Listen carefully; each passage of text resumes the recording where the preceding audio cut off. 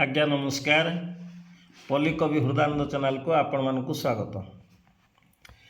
देश विदेश रे प्रचारित हुए तांको महिमार वार्ता, ये दुनिया जाने प्रभु जगन्नाथ अटंती सर्वोच्च कर्ता।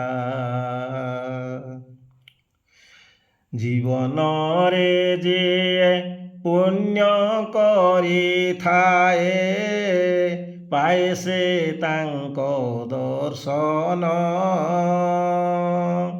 तांको दया बिना मनीष जीवन होइथाए मूल्यहीन। जय जगन्नाथ। धन्यवाद। नमस्कार।